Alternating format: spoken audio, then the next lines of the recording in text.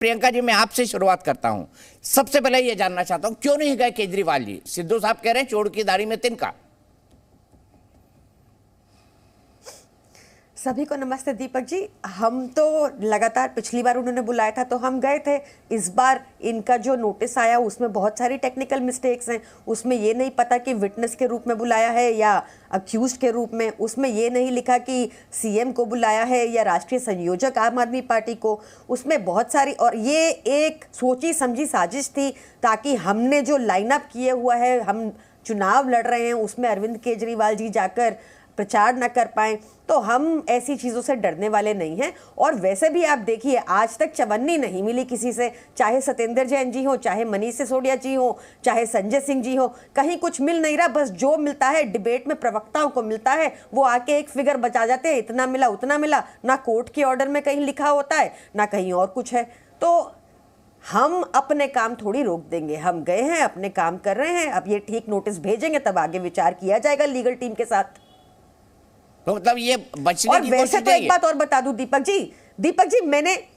जी, मैंने एक बयान सुना अभी, एक भाजपा प्रवक्ता का आप प्ले कर रहे थे, मैं देख नहीं पा रही, पर मैंने सुना, जहां वो कहते हैं कि ये बचने की कोशिश है। जो सवाल आपने भाजपा के प्रवक्ता जो पूछ रहे थे वो किया।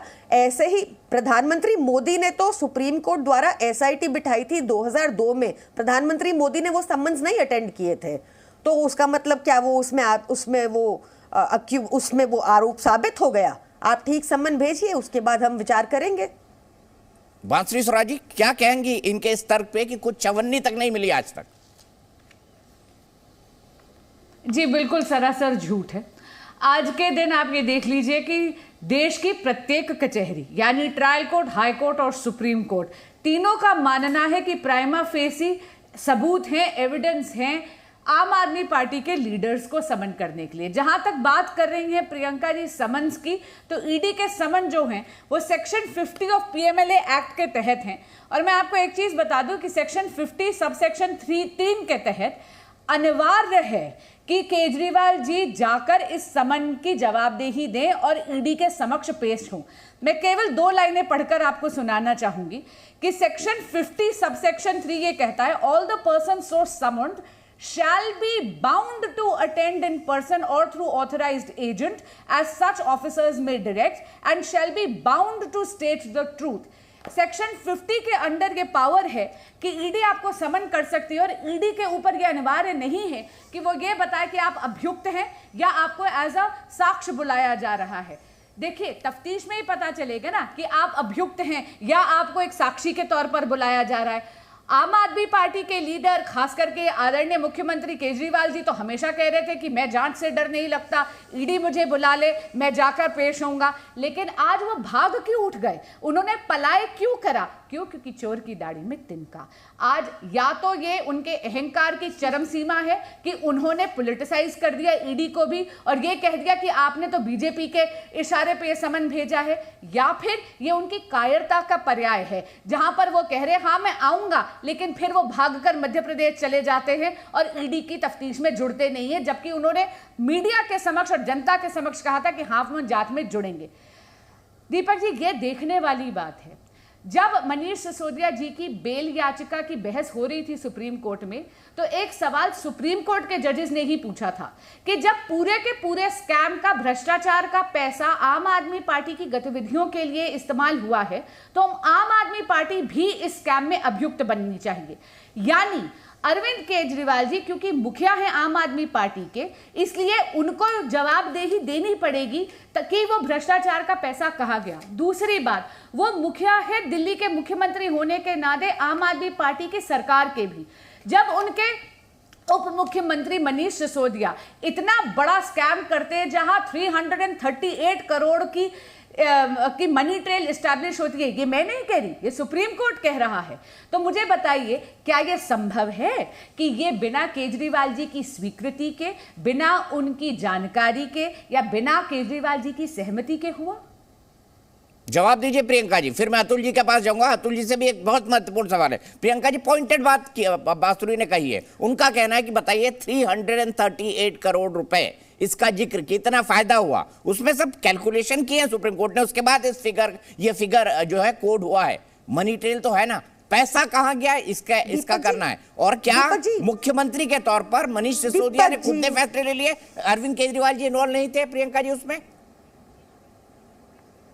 दीपक जी, सुप्रीम कोर्ट ने ऐसा कहीं नहीं कहा कि ये 338 करोड़, मैं बहुत जिम्मेदारी से कहती हूँ कि ये 338 करोड़ मनी ट्रेल है। सुप्रीम कोर्ट ने कहा कि प्रोसिक्यूशन ने, डायरेक्टोरेट ऑफ एनफोर्समेंट ने, जिनको 3 बार इलीगल एक्सटेंशन दी भाजपा ने, उन्होंने ये आरोप लगाया है कि जो 10 कंपनियों ने 8 महीने में प्रॉफिट बनाया 338 करोड़, वो शायद प्रोसीड ऑफ क्राइम हो सकती है। तो ये उनका तर्क है जो इस्टेब्लिश नहीं हुआ, एक भी चवन्नी मनीष जी तक नहीं है, ये इसमें लिखा भी हुआ है। मैं आपसे आग्रह करके पैरा 10 और पैरा 12 जजमेंट का पढ़ने को जरूर कहूंगी, पर एक संक्षेप में आपको मैं और चीज बताना चाहूंगी पीएमएलए एक्ट के बारे में।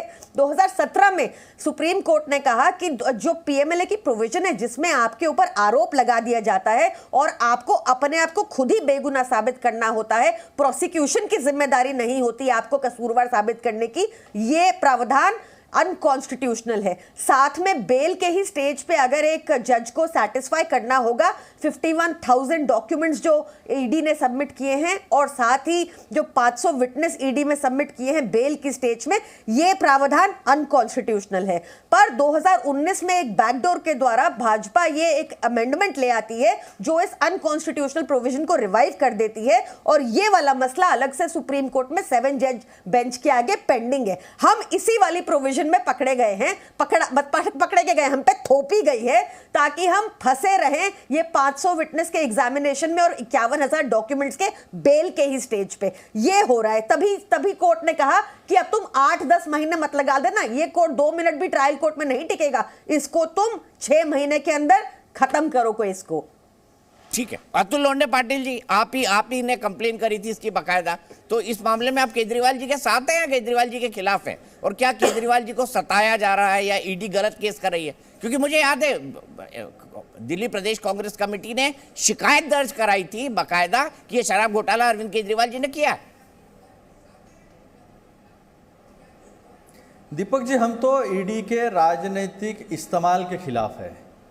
हमारे मुख्यमंत्री भूपेश बघेल जी कह रहे हैं, और मेरा सवाल ये आपसे भी है, और जो बहुत, मैं क्योंकि टेक्निकलिटी में जाऊंगा नहीं, सेक्शन 15, सेक्शन 90, सेक्शन 20 उसमें जाऊंगा नहीं, मैं कुत्तों की तरह सूंघते हुए गली गली जो है, जहाँ जहाँ विपक्ष की सत्ता है या जहाँ जहाँ विपक्ष मजबूत है, वहाँ कुत्तों में गली गली सूंघते हुए घूम रही है।